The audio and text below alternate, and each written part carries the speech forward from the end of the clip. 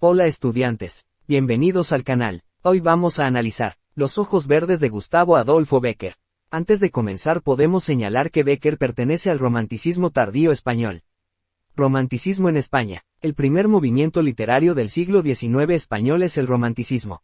En Inglaterra y Alemania comienza en 1790, en España se desarrolla hacia 1810 y hasta 1830 para que se comience a escribir en ese estilo. Por este motivo lo denominamos romanticismo tardío.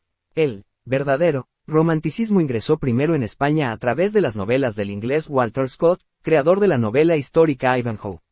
Como sus novelas estaban ambientadas en la Edad Media, no había objeciones políticas para hacerle. Algunos críticos establecen el principio y el final de la literatura romántica española entre 1814 y 1849. Aunque en la segunda mitad del siglo XIX se escribieron obras románticas como las de Bécquer. En cuanto a Bécquer, nació en Sevilla el 17 de febrero de 1836, fallece en Madrid el 22 de diciembre de 1870, de tuberculosis. Si el video te está gustando, dale like y suscríbete al canal. Me estarías ayudando mucho. Sus obras. Cartas desde mi celda. Celda se le denominaba a las habitaciones donde dormían los monjes en un monasterio. Gustavo y su hermano se instalan en el monasterio de Veruela en el Cerro del Moncayo en 1863, para ver si el entorno podía mejorar su enfermedad. El paisaje romántico lo inspira para su obra. Un monasterio medieval, en medio de un bosque, era materia suficiente para alimentar su imaginación. Escribe una serie de cartas que va publicando en el diario El Contemporáneo. Son 9 cartas que incluyen temática parecida a las leyendas, con un toque sobrenatural. Más adelante esas cartas fueron reunidas y publicadas juntas. Rimas, 76 poesías breves. Leyendas, 22 narraciones publicadas originalmente en diarios, 1861 a 1863, donde muestra su interés en la Edad Media, elementos sobrenaturales y misteriosos y las historias de raíz popular. Argumento central, búsqueda de lo inalcanzable. Temas, lucha ideal, realidad, la creación artística. Tiempo, Edad Media. Sobre los personajes de sus leyendas, jóvenes enamorados, impulsivos e imprudentes. Mujeres hermosas pero perversas. Elemento fantástico. Carácter sagrado, muertos vivientes, espectros, entre otras entidades sobrenaturales. Desenlaces, siempre trágicos, por transgresión. Incumplir una prohibición. Veamos un poco el concepto de leyenda. Una leyenda es un relato que explica a un pueblo su origen o hechos de la naturaleza que no tenían una explicación científica, en una época donde la ciencia no estaba desarrollada. De transmisión oral, pasando de generación en generación. Da origen de las creencias religiosas y conocimientos heredados. Tienen un punto de partida, personajes, lugares y tiempo determinados, que pueden variar según la época en la que se cuente y de acuerdo a las necesidades de un determinado pueblo, sobre lo que se quiere enseñar. Explica y moraliza, no solo entretiene o no, sino que también debe dejar un mensaje o consejo.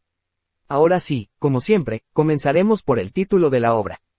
Los ojos verdes. Nos encontramos con un título emblemático, ya que nos adelanta el encuentro con estos ojos en algún momento de la obra. Pero también es un título simbólico, puesto que esos ojos van a representar la búsqueda del artista romántico de la belleza idealizada e inalcanzable.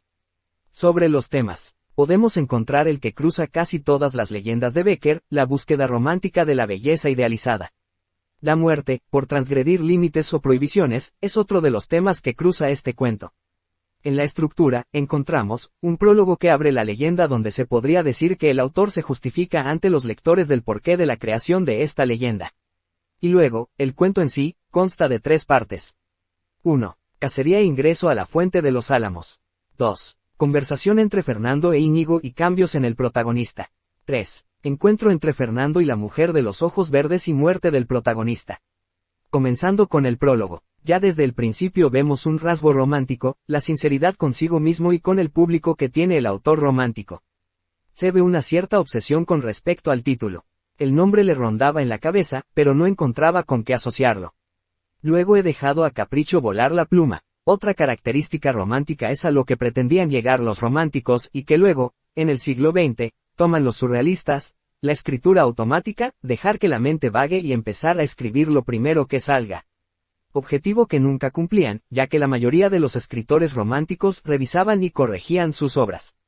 También está relacionado con dejar libre la imaginación y la creatividad. Como querían los románticos, liberarla de todas las reglas. No sé si en sueños, pero yo los he visto. Otra característica del romanticismo es la unión entre la realidad y el sueño que también toman los surrealistas. El romántico vive entre esos dos mundos. De hecho, muchos artistas románticos trataban de llegar a este límite entre estar conscientes y estar entrando en la inconsciencia del sueño, para poder liberar la creatividad. Luminosos, transparentes como las gotas de la lluvia. Ya en este prólogo podemos ver la primera descripción de esos ojos verdes. En esta referencia veremos que ya se perfilan como elementos etéreos, sin una base física. Luminosos, transparentes, estos adjetivos no nos dan ningún dato concreto o certero. Pero indirectamente nos está diciendo el color de estos ojos, ya que al compararlos con gotas sobre hojas en verano, vemos que esa transparencia deja ver el verde de estas hojas. Cuento con la imaginación de mis lectores. El escritor romántico, a diferencia del escritor del siglo anterior, siglo de las luces, va a tener que buscar un público que lo entienda. El escritor romántico no se ajusta al gusto del público, sino, por el contrario, el público es el que tiene que entender al artista. Boceto de un cuadro que pintaré algún día, elemento que van a tomar las vanguardias del siglo XX, la unión de ramas del arte. Lo vamos a ver en los caligramas vanguardistas. Aquí, haciendo referencia a su cuento, todavía inacabado, boceto, lo une con lo pictórico. Entremos a la parte 1. El cuento propiamente dicho se abre in media res, es decir, que comienza en el medio de una acción. Esta acción ya se nos presenta como violenta, un animal herido, una cacería, además nos está situando en un espacio específico, un bosque, es el único lugar donde habitan ciervos. El guión marca que un personaje está hablando, todavía no sabemos quién. La reiteración, luego de los puntos suspensivos del adjetivo, herido, y el verbo en tercera persona, va, nos hace suponer que este personaje está viendo esa situación y que duda de su primera afirmación. Luego de fijarse bien en el animal, la pausa con los puntos suspensivos marca un momento de duda y reflexión, corrobora su afirmación inicial, el ciervo efectivamente está herido. Nuestro joven señor, esta frase nos dice varias cosas. 1. El personaje del que se habla es joven y es noble, al referirse a él como señor. 2. El personaje que habla trabaja para ese noble y, por lo tanto, podemos especular que es un sirviente. 3. Esta partida de caza podemos suponer que se realizó para que ese, joven señor, case por primera vez. Un dato que nos indica esto es el hecho de que el personaje que habla dice, comienza por donde otros acaban. En esta frase se revela la inexperiencia del joven señor y a su vez su habilidad. Ya que en las cacerías de los nobles, aunque sea sádico, tenían la idea de primero herían a la presa para seguirla y sentir, la adrenalina, de la cacería. Y luego, cuando estaba acorralada, darle el golpe final. En este caso, el joven señor, empieza con el golpe mortal. Una costumbre que viene de los pueblos antiguos y que hasta ahora se practica en algunas tribus de África, por ejemplo, es el hecho de que cuando el joven varón está por pasar de la niñez a la adultez, se realiza un rito de pasaje. Recuerden que hasta fines del siglo XIX, no existía una etapa intermedia entre la niñez y la adultez, que es la adolescencia. Así, que anterior a esto, solo existían estas etapas. Por eso el pasaje de una a otra. En esos pueblos africanos, se tiene la costumbre de formar un grupo de jóvenes para que vayan a cazar leones, solo con un escudo de cuero y una lanza, para mostrar su valía y afirmar el cambio a la adultez. Lo que vemos en el comienzo de esta historia, es algo parecido a ese ritual de pasaje. En 40 años de Montero no he visto mejor golpe. Nuestra hipótesis se confirma, el personaje es un rastreador, un guía del bosque que trabaja para un noble. De este personaje podemos suponer que es una persona bastante mayor dado los años de experiencia en su profesión. Podríamos especular que tiene alrededor de 55 años. Otro dato que obtenemos de este enunciado es respecto a ese joven señor, el personaje destaca su habilidad de cazador. Por San Saturio, patrón de Soria, si bien ya no se instalaba en un bosque, ahora específicamente, sabemos que es un bosque en la zona de Soria en España. Así que ya tenemos específicamente la zona donde se desarrolla la acción. Más adelante, el narrador va a agregar, las cuencas del Moncayo, ahí tenemos completa la referencia geográfica. Bosque, España, Soria, Monte del Moncayo. Este personaje, por ser el cazador y guía más experiente, le comienza a dar órdenes al resto de la partida para evitar que la presa se escape. Por algún motivo, el personaje no quiere que el animal llegue a la fuente de los álamos. Y por algún motivo que todavía no conocemos, si llega ahí, lo perderían. Esto comienza a darle a la narración cierto toque de extrañeza. Aparece un elemento desconocido, la fuente de los álamos, que además está rodeado por características que solo el personaje conoce. Nosotros, como lectores, nos vemos empujados a prestarle atención a ese lugar y preguntarnos por qué tiene miedo a la fuente, ¿qué hay ahí? Pasamos a la descripción que hace el narrador sobre la escena de cacería. Con la descripción de todo el movimiento apresurado del grupo de caza, el sonido de las trompas, la jauría de perros, los pajes y el tropel de hombres a caballo, aparece la voz del narrador que nos proporciona dos datos. Todo se desarrolla en las cuencas del río Moncayo y nos enteramos del nombre del personaje que estaba hablando, Íñigo. Otro dato es el título de los nobles para los que trabaja, marqueses de la zona de Almenar. Lo que nos confirma que ese joven señor era un noble. A través de imágenes sensoriales, visuales y auditivas, nos introducimos y compartimos la experiencia de la caza con estos personajes y todo el caos que se está desarrollando. El esfuerzo de los perros de caza es inútil, el ciervo, herido, sacó fuerzas para correr y salvarse. Un detalle que marca que el ciervo parecía estar fresco es la diferencia que se marca con los perros, los lebreles jadeantes, con espuma en el hocico, agotados, y el ciervo cruza como una flecha de un solo salto. Ya podemos ver que en ese lugar pasan cosas extrañas. Los lebreles, perros de caza mayor, entrenados, fuertes, rápidos, quedan agotados al llegar a la entrada de la fuente, mientras el ciervo, herido, agonizante, gana energía y fuerza para salvarse. Podemos suponer que la fuente de los álamos es un santuario que protege a las criaturas del bosque. Por eso, lo que se dice sobre la entidad que habita en la fuente, debemos entenderla dependiendo del punto de vista. Para Íñigo, es un espíritu del mal, porque castiga a los cazadores y hacen que se pierdan presas. Para nosotros, con mentalidad del siglo XXI, podemos especular que protege al bosque. Alto. Íñigo teme que alguien pueda internarse en ese lugar para buscar al ciervo. Temor que no sabemos sobre qué está fundado. Y la cabalgata se detuvo. Ante la orden de Íñigo termina la cacería. Esto puede responder a dos motivos. 1. Da la presa por perdida. 2. En este momento se va a presentar al protagonista y por eso todo ese caos debe detenerse, para poder centrarnos, como lectores, a su aparición.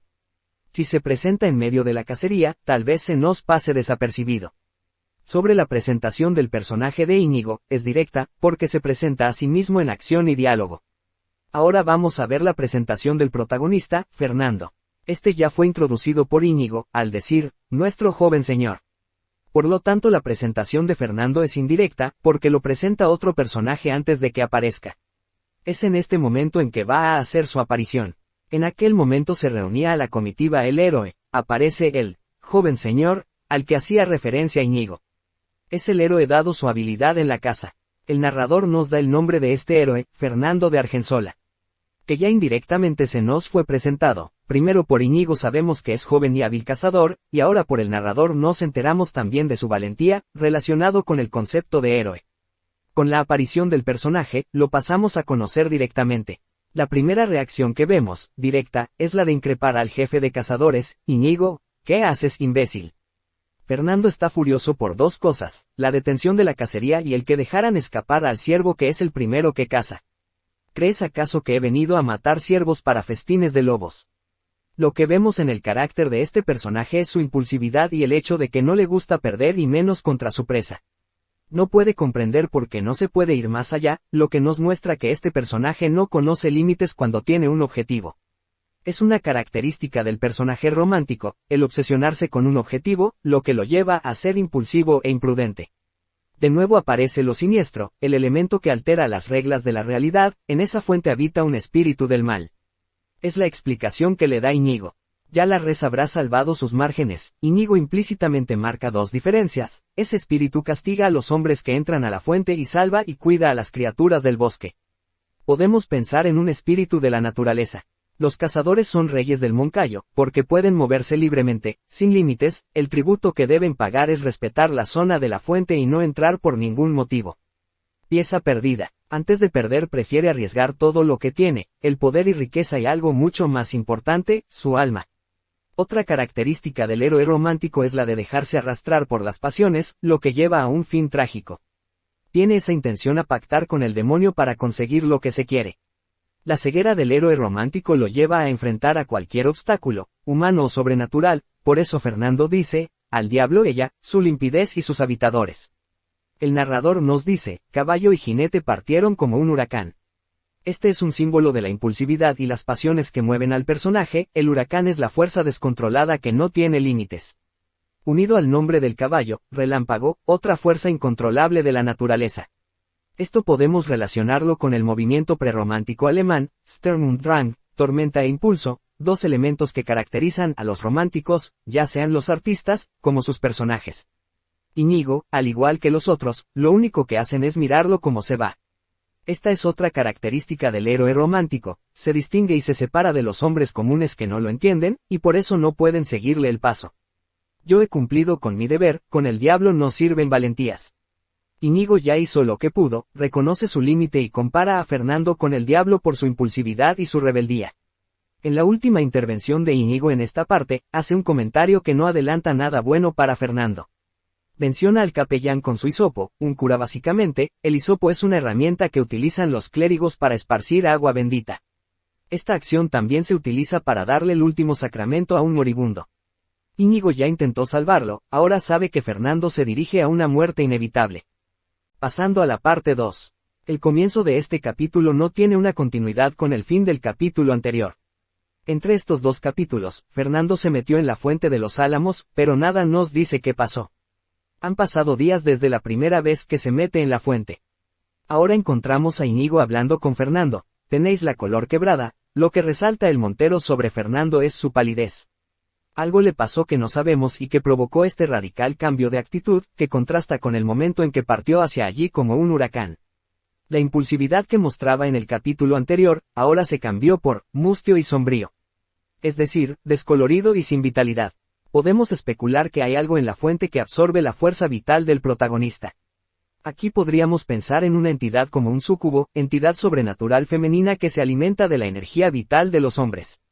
Íñigo marca el momento de ese cambio, desde el día que yo siempre tendré por funesto, cuando entró a la fuente.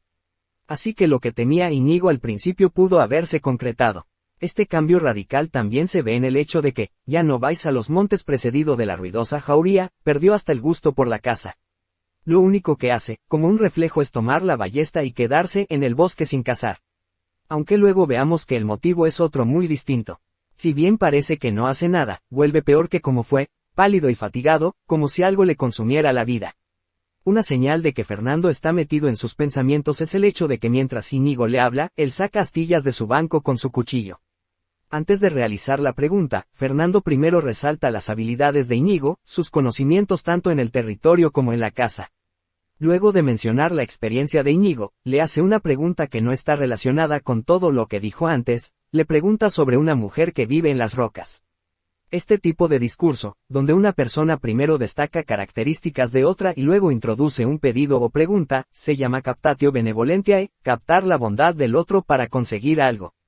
Este recurso es muy utilizado en la literatura de la antigua Grecia, tanto en la tragedia como en la épica. Una mujer. Todos los temores, mitos y leyendas que Íñigo tenía y conocía, toman forma y se vuelcan en esta misteriosa mujer. Rebosa mi corazón y asoma a mi semblante. Fernando no puede guardar este secreto que lo agobia y nos muestra otra característica del héroe romántico, su corazón es desbordado por fuertes sentimientos. Esa criatura que, al parecer, solo para mí existe, el héroe romántico es el que tiene una experiencia directa y un contacto directo con un hecho extraño y misterioso. Fernando reconoce su error y que Íñigo tenía razón, desde el día en que, a pesar de tus funestas predicciones, llegué a la fuente de los Álamos. Se llenó mi alma del deseo de la soledad. Otra característica del héroe romántico es la búsqueda y el deseo de apartarse de todos. En este caso ese deseo es provocado por el encuentro de esa mujer. Fernando realiza una descripción de la gruta en la que vemos un equilibrio total de la naturaleza, donde el ser humano no ha intervenido. Todos los elementos, el agua, las hojas, las rocas, están en sintonía entre sí. Es un santuario para los seres del bosque. Fernando hace una personificación de la fuente, donde escucha cantos, suspiros, risas, voces. Esto hace del lugar algo mágico y hermoso. Parece que nos hablan los invisibles espíritus de la naturaleza que reconocen un hermano en el inmortal espíritu del hombre. Aparece otra característica del romántico, la comunión entre él y la naturaleza. Su espíritu se une a la naturaleza como un igual, en ese paralelismo psicocósmico donde la naturaleza refleja el sentimiento de soledad de Fernando y éste lo retroalimenta. El elemento extraño que ve en el fondo de la fuente son los ojos de una mujer, es la primera vez que se nombran a los ojos. Podemos ver otra característica del héroe romántico, la búsqueda de un objetivo imposible o inalcanzable. Por lo general, la búsqueda de una mujer que está entre lo real y lo etéreo, lo que no tiene forma. Por eso esa mirada provocó un deseo absurdo, irrealizable. Recordemos que estos ojos representan también a la belleza idealizada, y por este hecho, tiene que ser inalcanzable. Fernando le hace a Íñigo la descripción de la mujer que encontró, ropas que llegaban hasta las aguas, vemos ya que desde su vestimenta aparece la unión con la naturaleza y el contacto permanente que tiene esta mujer con el agua. Ya con este elemento podemos especular que es un espíritu de la naturaleza o una sirena, cabellos como oro, pestañas como hilos de luz, todo remite a lo brillante y luminoso, pero no tenemos algo específico o concreto, lo que le da a esa mujer un aura mágica e irreal. Luego se centra en los ojos, estos se describen como de un color imposible y algo que solo estaba en la mente de Fernando. «Verdes», exclama Íñigo, confirmando todos sus temores y revelándonos que conocía las leyendas que rodean a esa mujer. Como toda leyenda, se transmite de generación en generación, por eso, esta leyenda la recibió Íñigo de sus padres. De esa mujer, se cree que es un espíritu, trasgo, duende, demonio, o mujer. Sin ser el último elemento, los otros tres están relacionados con el mal, lo que nos está adelantando que podemos esperar de esta mujer. Íñigo coloca en la misma bolsa a tres entidades sobrenaturales junto con la imagen de la mujer. Pensando que está ambientado en la Edad Media, la mentalidad de esa época asociaba a la mujer con el pecado y el mal, dada la influencia de la Iglesia y el mito de Adán y Eva. Si bien Íñigo le suplica que no vuelva, Fernando ya está hechizado por esa mujer. A pesar de la enumeración que realiza Íñigo de todo lo que lo rodea, familia, tierras, vasallos, futura esposa que aún no conoció, Fernando está enceguecido. Este está dispuesto a sacrificar todo lo terrenal por una sola mirada, lo que nos dice el poder que tiene esta mujer sobre los hombres. Cúmplase la voluntad del cielo. Ante todo temor, Íñigo ya sabe que Fernando está perdido. Este capítulo se cierra con un mal pronóstico. Llegamos a la última parte. Como pasó con el capítulo anterior, el comienzo de este, tampoco tiene una continuidad con el otro. Comienza sorpresivamente con el encuentro entre Fernando y la mujer en la fuente. Las tres preguntas que le realiza, buscan darle forma concreta a esa mujer: quién es, de dónde viene y dónde vive. Lo que le parece extraño es no encontrar los dos elementos necesarios para que una mujer de ese aspecto, confundida con una doncella noble, podemos suponer por el aspecto y la ropa que usa, llegue ahí, un caballo y sirvientes o la litera, pequeño medio de transporte. Si la idea de esta entidad es atraer a sus víctimas para que caigan en su trampa, la apariencia que adopte tiene que ser llamativa. Fernando busca respuestas, las que no consigue, pero su amor hacia la mujer es tan fuerte que no le importa si es noble o campesina. Paralelamente, la naturaleza comienza a rodear amenazantemente al personaje, comienza a anochecer, las sombras bajaban a grandes pasos, la niebla se elevaba y comenzaba a envolver todo. Como si la mujer, en vez de responderle, le demostrara su poder sobre la naturaleza. Como en una película de terror, el entorno se vuelve tenebroso, el anochecer, la niebla, el viento. Lo que contrasta con la descripción que había hecho Fernando en la parte 2, donde todo parecía agradable. Ahora, ya desde el paisaje, se está mostrando la verdadera cara de lo que es realmente. Pasamos a la descripción que hace el narrador sobre la mujer. Primero resalta su belleza y se la asocia con lo pálido, relacionado con la muerte, lo frío, como estatua de alabastro, un tipo de mármol. Una mujer que está en la frontera entre el mundo de los seres humanos y el más allá. El resto de los elementos también le dan esa característica irreal, hasta llegar a sus ojos como dos esmeraldas. Hasta ahora, todas las características que se dan de la mujer la relacionan con la luz, los metales preciosos y la belleza. Ante la falta de respuesta, Fernando la amenaza con creer en las leyendas que se cuentan sobre ella. Al igual que hizo Íñigo cuando completa el enunciado de Fernando al decir, verde, ahora la mujer completa lo que está diciendo, enfrentándolo con la posibilidad de que ella fuera un demonio, o un demonio, y si lo fuese. La mujer tal vez desee saber si el amor que siente Fernando desaparecería si se entera que es un demonio. Fascinado por su brillo fosfórico, demente casi, exclamó en un arrebato de amor, el brillo que tiene la mujer ya la relaciona con un ser del más allá, una criatura fantasmal. Aquel brillo que se relacionaba con el oro y la luz, ahora adquiere una característica fantasmal.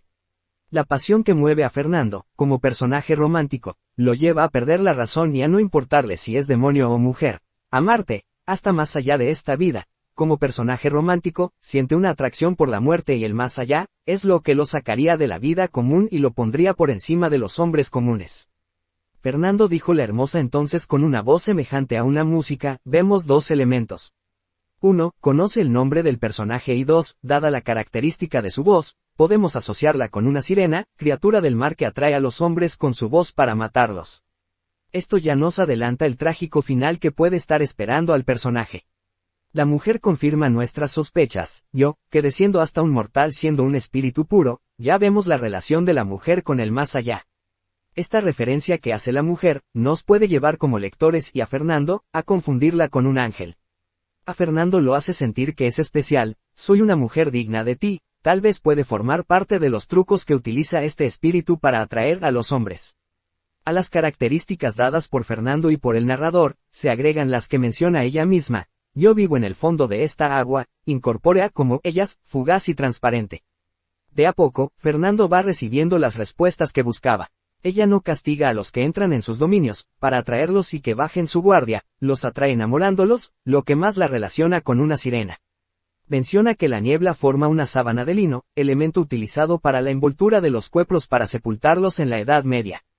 Lo que de alguna forma nos indica que la mujer le está preparando su tumba. Por esto, Fernando, queda, atraído como por una fuerza desconocida, se aproximaba más y más al borde de la roca. Con la promesa de una felicidad eterna, hace que se acerque más. Yo te daré una felicidad sin nombre. Ven, ven, ven.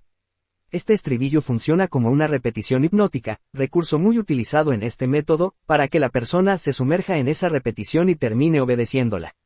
Los ojos verdes brillaban en la oscuridad, como los fuegos fatuos que corren sobre el haz de las aguas infectas. Los ojos ya se relacionan con lo fatuo, la muerte y el brillante lago con aguas infectas, podridas.